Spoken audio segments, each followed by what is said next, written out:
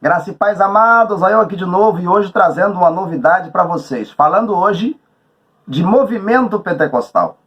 Bom, gente, eu gostaria muito que você se inscrevesse no canal para a gente bater a marca de 5.000 inscritos, ok? Se inscreva, compartilhe nas suas redes sociais, WhatsApp, Facebook, Twitter e deixe seu comentário para nós aí, para a gente trazer mais novidades para vocês. Hoje eu vou falar de um assunto bem legal, bem interessante.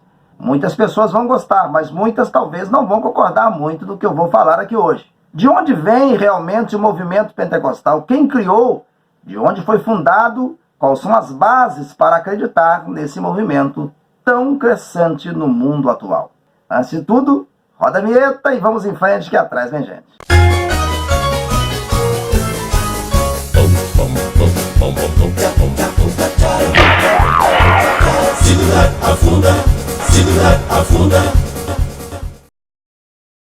O termo Pentecostes, pessoal, se originou a partir do grego Pentecosté, que significa 50º, em referência aos 50 dias que se sucedem depois da Páscoa. Festa judaica das semanas. 50 dias depois da festa da Páscoa, aconteceu que desceu o Espírito Santo em Atos 2, quando o Espírito do Senhor visitou aquelas pessoas. Foram exatamente quase 120 pessoas. Os cristãos denominaram como sendo descido do Espírito Santo, criando a ideia de que se é pentecostal, crê no poder de Deus e faz parte de um povo que acredita no Espírito Santo. Para darmos início a esse estudo, é importante que entendamos de onde surge esta promessa, e está descrita exatamente em Joel, capítulo 2, versículo 28, que diz assim: Acontecerá depois que derramarei o meu espírito sobre toda a carne. Vossos filhos e filhas profetizarão, os vossos anciões terão sonhos, os vossos mancebos terão visões. Em outra passagem, o próprio Jesus fala dessa promessa em João, capítulo 7, versículo 38 e 39. Vamos observá-la. Aquele que crê em mim, como diz a Escritura, rios de água viva correrão no seu ventre.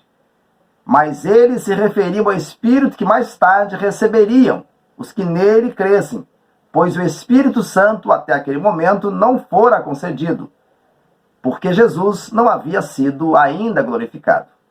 Então, queridos, o que é Espírito Santo? Vamos entender? Lendo essas passagens interessantes da Bíblia Sagrada, ficou bem claro para nós que o Espírito Santo tem poder transformador e encorajador. Tanto que esse Espírito Santo transformou os discípulos de homens medrosos, tímidos, em verdadeiros mártires da história bíblica. Pois ele é a água viva ou água da vida. Podemos ver isso em Apocalipse 22, versículo 1, que diz assim: Então o anjo me mostrou o rio da água da vida, que translúcido como cristal, fluía do trono de Deus e do Cordeiro, e que passa no meio da rua principal da cidade. De uma e de outra margem do rio estava a árvore da vida, que produz frutos de mês em mês, e as folhas da árvore servem para a cura das nações. O Espírito Santo, ele dá frutos de arrependimento. Então, se você não estiver dando frutos de arrependimento, queridos, não é o mover do Espírito Santo. Porque o Espírito Santo, a função dele é nos fortalecer, é fazer com que nós venhamos dar frutos de arrependimento, convencer-nos do pecado. Esse Espírito Santo Consolador, que foi profetizado por Joel, no capítulo 2, versículo 28, e foi o mesmo Espírito Santo que desceu sobre os cristãos no livro de Atos, capítulo 2 em diante. Olha o que diz: E cumprindo-se o dia de Pentecostes, estavam todos concordemente no mesmo lugar, e de repente veio do céu um som como de um vento veemente e impetuoso, e encheu toda a casa em que estavam assentados. E foram vistas por eles línguas repartidas como os de fogo, as quais pousaram sobre cada um deles. E todos foram cheios do Espírito Santo, e começaram a falar noutras línguas, conforme o Espírito Santo lhes concedia que falassem. E em Jerusalém estavam habitando judeus, homens religiosos de todas as nações que estão debaixo do céu. E quando aquele som ocorreu, ajuntou-se uma multidão e estava confusa, porque cada um os ouvia falar na sua própria língua. Atos 2, versículo 1 até o 6. Primeiro ponto importante é que não tem como falar de Espírito Santo se não falarmos dos seus atributos ou características. Nós, cristãos, sabemos que Deus é trino, sendo o Pai, o Filho e o Espírito Santo. Porém, cada um com especialidades diferentes. Já que estamos falando do Espírito Santo, vamos conotar algumas atribuições ou alguns atributos dele. Quando Jesus cumpre a sua missão, ele ortogou esse poder ao Espírito Santo, para que esse Espírito aconselhasse cada pessoa de toda a humanidade em cada um dos cantos do planeta, pois a missão dele havia terminado. Por isso, ele mandou outro em seu lugar, esse mesmo Espírito Santo, para fazer isso. Esse outro somente pode assumir a função de substituto de Jesus, porque ele, assim como Jesus, também é Deus. Só que esse outro não tem a limitação que Jesus se impôs ao encarnar. Ele pode estar em todos os lugares ao mesmo tempo para ser o professor, o consolador de cada uma das pessoas que assim o queira. Por esse motivo que Jesus não hesitou em dizer: todavia digo-vos a verdade, que vos convém que eu vá, porque se eu não for, o Consolador não virá a vós. Mas quando eu for, vô-lo enviarei. João 16, versículo 7.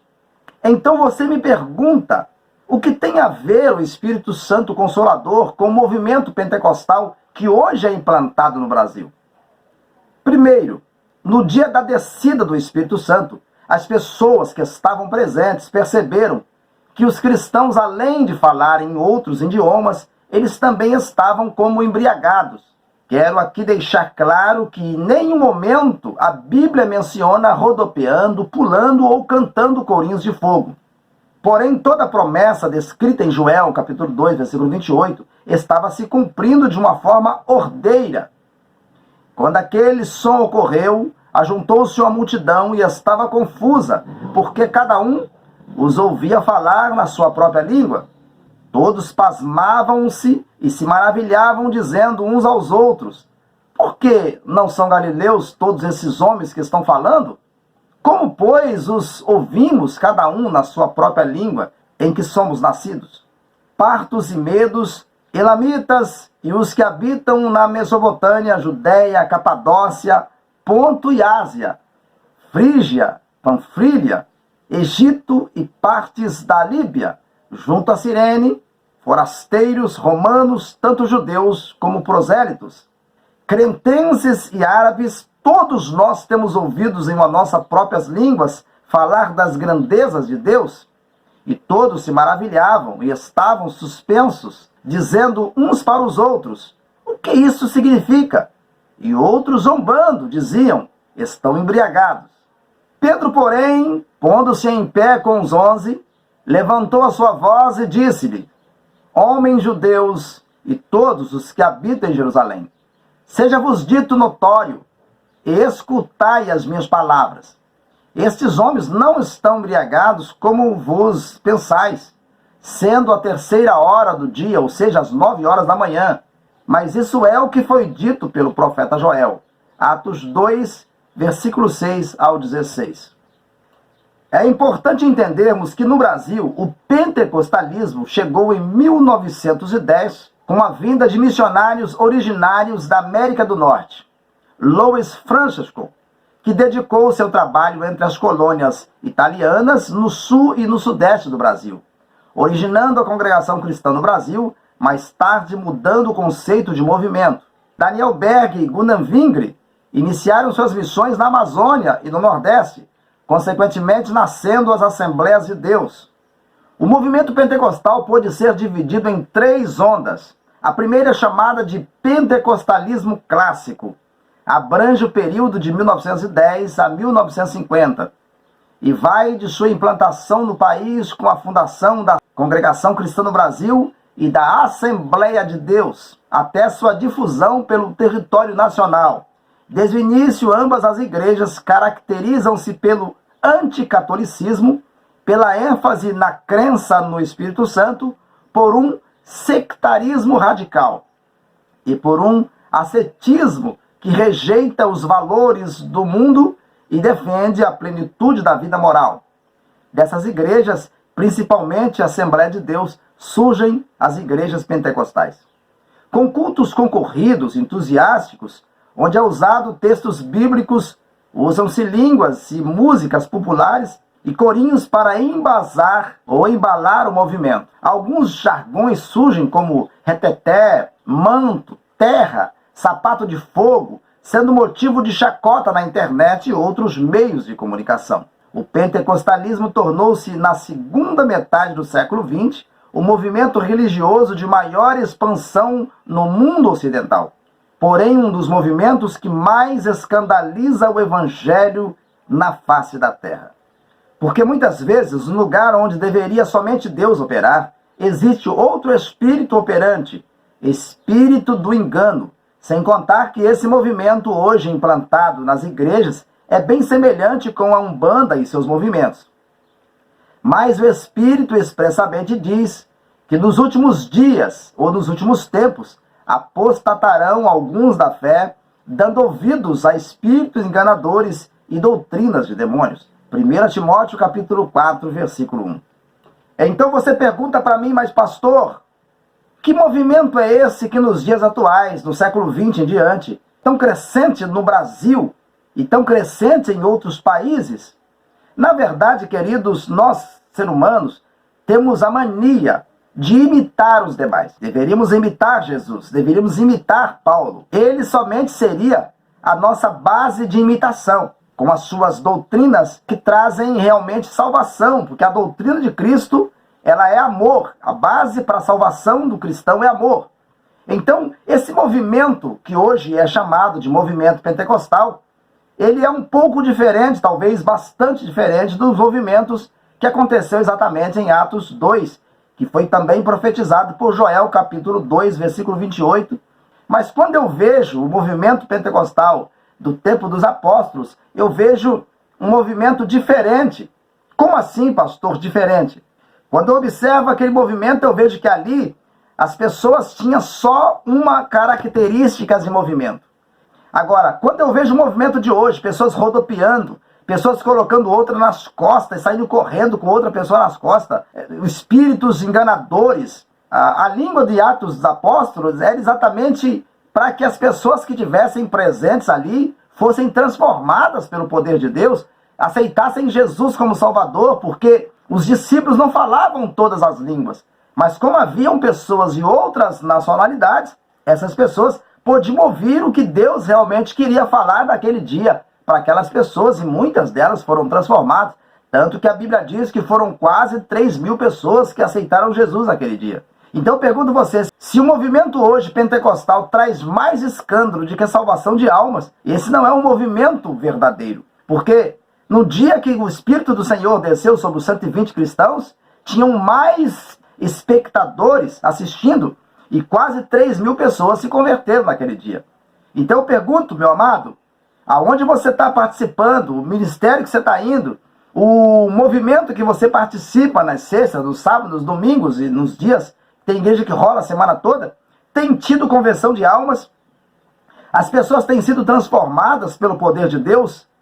Se realmente têm sido transformadas, se as pessoas têm deixado o pecado para realmente servir a Deus de verdade e de coração, então esse é o Espírito de Deus.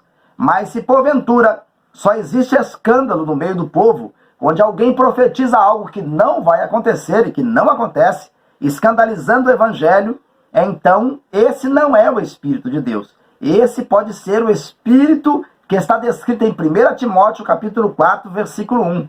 Jesus não está no meio desse movimento se porventura esse movimento não tiver salvação de almas. O que eu quero dizer para você é que temos que tomar muito cuidado com essas coisas. O espírito do engano, ele nos últimos dias aparecerá no meio do povo.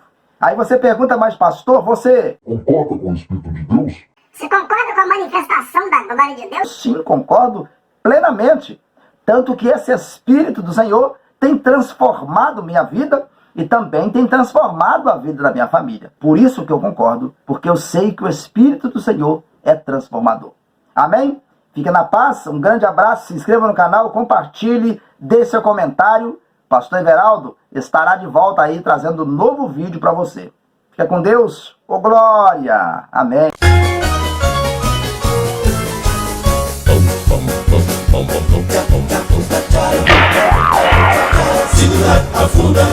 Segura, afunda,